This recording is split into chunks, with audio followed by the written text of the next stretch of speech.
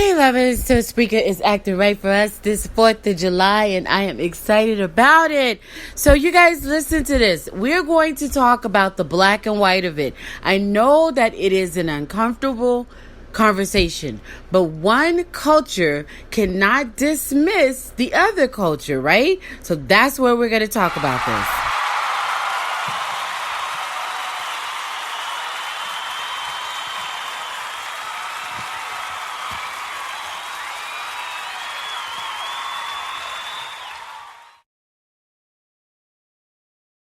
Here's what we're going to do. We're going to have a conversation about this, and we're going to get your feedback on different platforms across social media as the conversation continues. So we might be able to have this conversation throughout the day with some people that are available. I know you're at your family functions, so you may or may not want to press play. You know, it's really an uncomfortable conversation. So you don't want to change the dynamics of the fun that you guys are out there having, because no one is about to question your right to have fun. So this is not a subject of whether or not you should be going around having a good time and whether or not you should be going around questioning the people that are having a good time, the people that are frowning. Like, this is just something that it's an uncomfortable conversation. We're here. We are right here. There's no way of getting past where we are right now. We have a leader that has opened a platform where these discussions are very at the top of the bar right now. This is the era that we are in, but at no time in history, whether it was Malcolm X or whether it was Martin Luther King, at no time in history have we been right here where the generations are questioning the other generation, where individuals are saying, do they have the right to say that? And I own the right to say that. And you know what? Don't question me on that. Yes, I have the right to question you. We're all right there right now. There was a time in history where we watched our people sit. You know, we watched them do sit-ins, when we watched them be still, and we watched them try to be peaceful. So there are times when people feared. I don't know if I should be out here doing this, and it was some kind of taboo. Like, you get out there and you do that and you're radical. So we're not there right now. This is not a radical movement to voice your opinion. And if you're a critical thinker, then you're even in a better spot than the rest of us, because it takes a long time to get to that level of critical thinking, and you're never going to reach perfection in critical thinking. So if you are a avid critical thinker, I hope you understand that aspect, and I'm sure that you've researched that long enough to know you are not going to reach perfection in critical thinking, that the way that you think is the better way, and you've learned it all, and you're super aware, and no one's ever gonna get on your level, because you're gonna take us back 50 years by doing that, right? So you're not any more better than the next person because you've reached some level of awareness. What you are is you are in your comfort zone. You no longer fear the right to say, I need to question that. I need to challenge that. I need to say something about that. You've owned that right. You've owned that right as a critical thinker, but you are not perfect. And you are going to be still taught some things. Any real critical thinker knows that there is more to learn. If you think you've learned it all because you're suddenly so aware, then you're lost. You're lost. And there are some leaders out there in our culture. Let's just talk about the black culture, because I'm over my head with aggravation of white people not correcting the white racists. Like, it is time that you get on my level and you help me with the energy that I have to put out with correcting your people across social media as they troll social media platforms and as they troll the stories that represent our issues. So it is your time to stand up with me now and say, you know what, let me get my diva and let me start checking my people that they know they out of line. You got to get with me, my white sister. You got to get with me. We got to put both of our fists up in the air, because your people are beyond out of control. I wish I had the audio. I do have it, but I forgot to save it for the platform. We ran into a guy, did we not? We ran into a guy at the train station that was just, Trump had him pumped to the bump. He was drinking, of course, but in his drinking in a drunken mind is a sober way of expressing yourself. So in his drunkenness, he was expressing sober thoughts, but he was not as, he does not have the ability to express himself when he is sober, so he had to wait till the drink come out, and Jamie Foxx blame it on the alcohol, so he had to blame it on the alcohol. But he was just pumped up by Trump. Trump had him to the point where blacks are going to be at the lowest level. What did he say? We're going to a place now, he said, where black people, minority people, poor people, they're going to be at the bottom. Dude, you sitting at the train station drinking a 40 ounce. Trump ain't talking for you. You know what I'm saying? Like, he talking about you too. He lumping you in that same category. But who am I to wake dude up while you drunk, right? So this is the thing that I'm talking about when it comes to the black and white of things for the 4th of July, right? So let's just talk about it. Let's just talk about the critical thinking. Let's just go facts, right? So the 4th of July is a holiday that America celebrates for various amount of reasons. Some people have grown up in families that have traditions, right? So this is one thing you cannot do when you decide to, when you start talking about what people, awareness and what they need to be aware of and whether or not they should or should not be celebrating something. You have to be careful not to stomp on family traditions. Do you guys understand that? So some families, they may go through, they may be dealing with an opioid crisis, heroin, meth crisis, financial hits, people in the family that are going through molestation that they don't want to talk about. I'm telling you, some people will talk about the rights of black and white louder than they will about their uncle molesting a child in the family. You know what I'm saying? So there's like all kind of issues that the family may be going through. And then the 4th of July, the family comes together and there is peace. And that may be the only day that they have peace. So you don't want to mess with family traditions. I don't care what city, what state, what community you walk and stomp your beliefs in, you don't have the right to tell any individual what they can and cannot do in their family tradition. I come from a family. You're not about to tell the brown ball hunter family, coming from Shields family, what we can and cannot do in our family traditions, right? So you need to pipe down on that, because you're not gonna make me feel bad if we out there barbecuing and having a good time, if that's what brought our family together. So you guys need to calm down. Stop trying to make people feel bad for what may just be a culture among their bloodline, right? So calm down. You can't take that right from people, whether they are white, whether they are black, whether they are Asian, whether they are Latina. You cannot take that right from people. So yes, you can be avid and passionate and full of the issues, but don't think that you got so much power that you can tell people what they can and cannot do, because then you're no better than the Trump life supporters. You're no better than the Make America Great Against Us. I have to create a whole name for that. Is that good enough? Make America Great Against Us?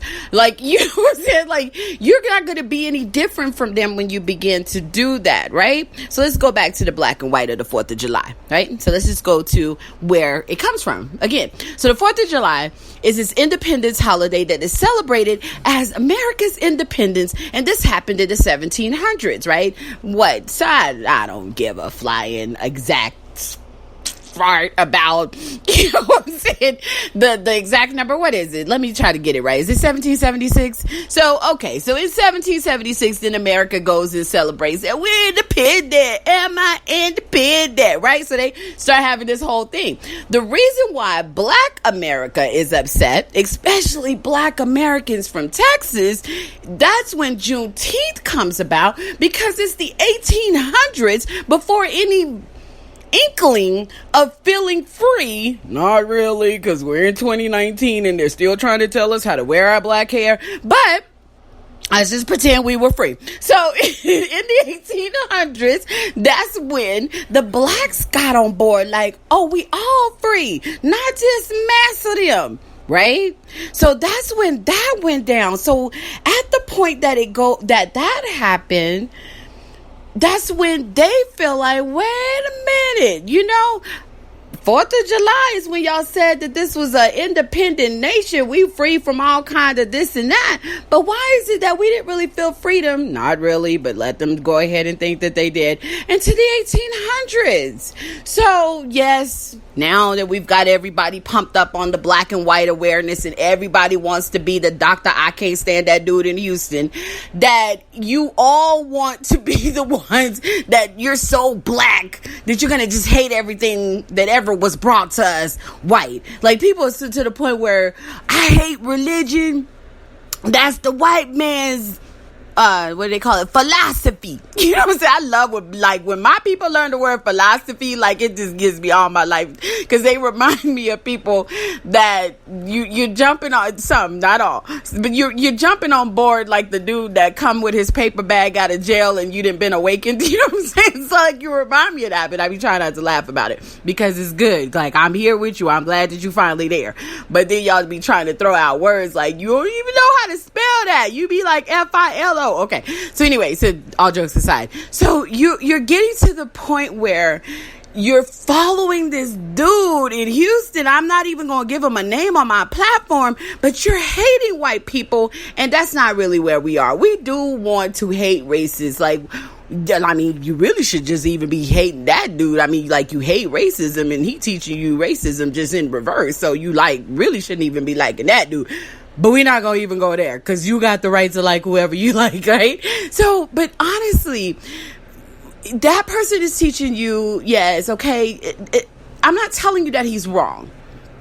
Religion has been whitewashed on every level. Religion is so whitewashed that when you see the word religion, it's all in white. You know what I'm saying? Like, you can't even see black letters. Like, yes, that is very, very true. From the beginning of time, even when it comes to religion, when you had the first paintings come out and they were placed in every church and it told you that that's the person that you worship, and they gave you a subliminal thought process that Jesus was a white man with long, white looking hair and blue eyes, and so, the fancy white man beard. So you actually were taught subliminal things. So when you finally wake up and realize that Jesus did not have blonde hair nor blue eyes, nor did he have white skin, and that was just a painting that Michelangelo painted. So yes, and it's not Michelangelo. If you take art 101 in a 4-year college, you will learn that it is not Michelangelo. Ninja Turtles, y'all wrong for that. So anyway, so Michelangelo paints a painting, places it in the church. The churches go everywhere with it. Western style preaching begins to go crazy with it, and then you got taught this subliminal thought process that once you woke up, you're like, I don't even think it ever was a Jesus. All right, slow down. The writers at the time that they were writing the Bible, when you study Christian ministry, which is something that I did, so at the time that the writers were putting this biblical piece together, they had something that they believed, and some of those individuals were around a man that they felt, he had this powerful presence about himself.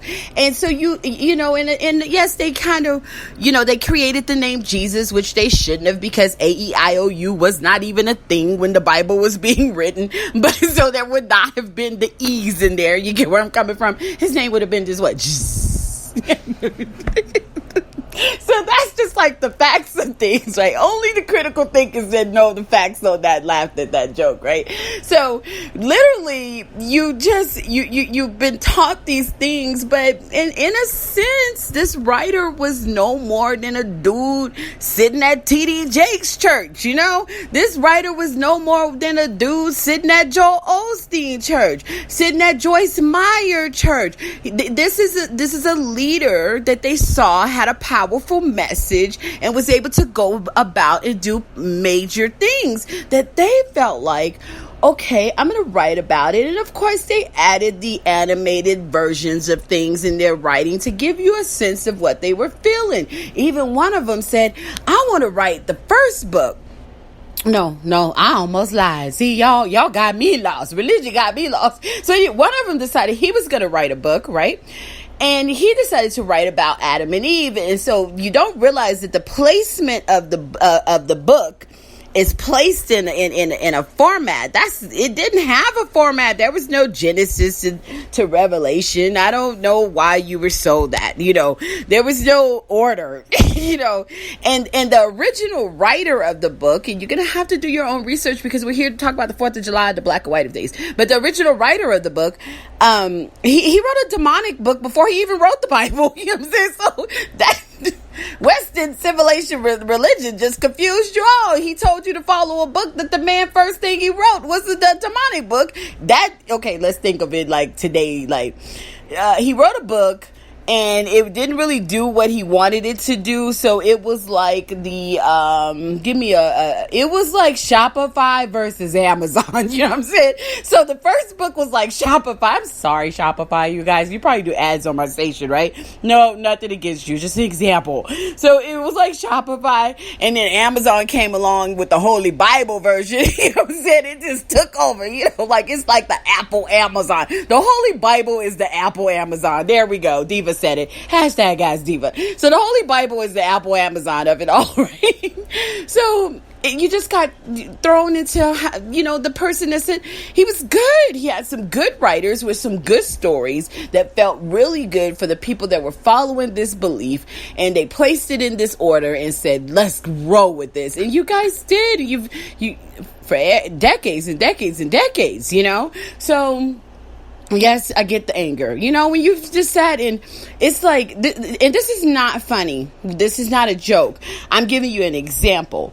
It is like a child that sits with, a woman who cares for them and a dad who cares for them, and they are everything. And then when they turn 17 years old, they're like, adopted. My real mama and daddy are crackheads. You know what I'm saying? Like, they're just devastated. So you guys are realizing that your mama and daddy are crackheads when it comes to religion, right? So you're just like devastated. So you own the right to that devastation, but you don't have to project anger, nor do you have to go and put it out to be a whole lie, because the writers did have a guy who was a powerful leader who spoke powerful lessons, and he really did exist, and things happened in the form of what they considered to be miracles. Here's a good one.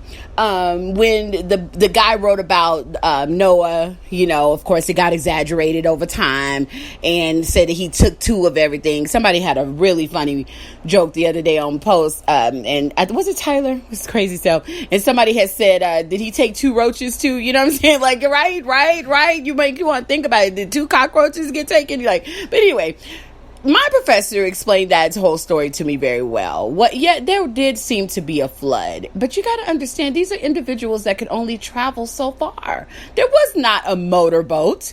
There was no car to go travel. There was, probably very limited access to being able to get on the back of a camel that could just shoot, really fast across to the other side of the world. So they really thought the world had flooded, because the world as they knew it was gone, right? As far as they could see it. Because you have the internet, you're able to see the tsunami in Asia, right? You're able to go across the Asia and go across other parts of the world and see things because of Twitter, Instagram, and Facebook, right? But if you didn't have all that, you probably would be like, nah, Texas ain't flooded. Texas and Colorado still, Colorado, as they say here. Colorado's still here, you know what I'm saying? So you would think that, oh, God, did the rest of the world disappear if you heard about this tsunami from way over? I don't know. I'm just saying, you just got to think about where the writer was then. Stop trying to think like now, because then it confuses you, and then it makes you think that every part of what they wrote is fiction. And the thing about it is they wrote what they believed in. But that's a whole nother lesson. Why are we there on the 4th of July? Because that's what we're talking about, the black and white things. So do you understand, though, what I'm trying to get you to do is a form of positive ethnocentrism that puts you in the shoes of the other individual, just like Colin Kaepernick when he says, hold up, Nike, hold up, they don't love you like I love you. Colin not having that Bessie Ross flag on that shoe. And so I stood with Cap. I took a knee to that shoe too. Bernie, that's not the version of the flag that deserves to be on a shoe. And so you went, burned all your Nikes. You didn't even think about me. I work downtown and I have to walk to the light rail. You could have mailed me your Nikes. You didn't even have to go burning the good Nikes because you had a disagreement with Colin Kaepernick over this flag on the new Nike. Like, no, Nike made the right choice. Thank you, Nike. You made the right choice. You do not put things out as if you have no compassion for the pain that represents. Because how could you be a nation that says, let's be careful about not hurting or tampering with the feelings that come with individuals that serve in the military or that were a part of 9/11 that experienced PTSD? How can you be a nation that does not understand Black America's PTSD? Hashtag Ask Diva, I said it. Black America has PTSD. We have PTSD from our stories. I don't need a therapist to come confirm that. You get about 4 of them, sit together, they all gonna come to the same conclusion. There is some type of PTSD that is existing. Now, whether or not it's 20%, 30%, or 80%, it's probably going to vary in the age percentages, right? So maybe our elders that actually saw the fire hoses and the dogs and all those things being used at that time of white hate and that time in white hate history, that they don't act like white hate history not still here. We'll talk about California in a minute. They woke up. So you have all that. So there's probably levels of PTSD, but they exist. And I'm going to tell you this about PTSD percentages. Whether once a person has 1% PTSD or 90% PTSD or 100%, 50%, 40%, it's all important. It matters. That matters. And that's when we got to the understanding that some people are acting like the hurt from slavery doesn't matter. Yes, it does matter, especially if an individual is experiencing the inability to get a good job because of their skin or their hair choice. Let's talk about it for a second. Told you we would. California just banned hair discrimination. ABC News posted up about sometime last night, and we went at it till like 3 a.m. almost. Different people with their opinions of it was saying that it doesn't matter. So you live in a white privileged world. If you think that blacks don't experience hair discrimination, it's real. I could go to work and I could braid it up, and I will have all kind of issues for like 2 weeks while I'm natural hairstyling. And then once I go back to my lace front, all things are good. So yes, there are the black hair discrimination is real. Like, it happens. So for California to wake up and make a ban on it, let's hope that goes well. But some businesses will eat the fine. When you look at the comments underneath there, you can see that some businesses are going to eat that fine and still say no and not hire people with locks, or worse ever, they will go to the equal opportunity aspect and hire a black. So you can't call me out on not having a black, and then they'll treat the black like hell. Like, that's worse. Just don't tell me no. Tell me my black ass can't have a job. Like, I don't need you to put me on the job for affirmative, reasons, and then you put me on the job and you still treat me like, slavery itself, or just having no respect for my skin color, because I would rather you had just said no in the interview, But you guys get where I'm coming from. So when it comes to, do black people have the right to say, this ain't my holiday? Yeah, that they do own that right, because yes, how free were we in the 1700s? Not. So while America was so independent, that type of freedom wasn't really happening in Black America. So we can understand the people that want to go back and visit that and make people pay. Where my reparations at, as Nipsey Hussle say, so yeah, there's some people that say, I want you to go back and I want you guys to pay for what my ancestors went through. That was my great, and I want to be able to represent some type of fulfillment in what my great was never able to feel. So people own that right, and you can't take that away from them, right? And the people that are celebrating the 4th of July, you may be celebrating it, like I said earlier in the podcast, you may be celebrating it for the sake of culture, tradition in your family, but do not feel some type of way about that family member that might say, you know what, I don't want to do this anymore. Talk to them and hear them out. Matter of fact, open the platform at the barbecue for them to speak. Give them the microphone with AKA hairbrush or a wine bottle, and let them have something to say on it. Like they may want to express themselves, because young people are feeling all kind of different thoughts right now, because they see the whitewashing and they're waking up to the whitewashing. And because we are living in Trump's America right now, the whitewashing evidence is even becoming more visible, and it's painful for some people, and not everybody processes the same way, right? So give them a platform. Don't let them just hold it in and type on their social media. You see something and the barbecue is coming up. Tell Cousin Pete, and Auntie Strawberry that you want that family member that you saw post on Facebook about hating the 4th of July. Give them a hairbrush and let them have the room for a minute. Give them the floor, as they used to say. Give them the floor and let them express themselves, because you do want to talk the issues, but don't ruin the barbecue. Don't go all crazy with it. Give them maybe about 2 minutes to snatch the hairbrush, and that's enough of that. So there is fairness across the board, so for white America to be offended by Black America challenging this level of independence, and at what time did we feel it, and whether or not it should be a holiday that's celebrated or not, that happens. It happens on Juneteenth. It happens on the 4th of July. You guys have to respect each other's issues or views, and you have to respect that people see things a different way. And, don't bash each other. Don't bash each other. Listen to each other. Hear each other out. Don't be a troll to someone's point of view. That just stop doing that. Stop being trolls to people's point of views.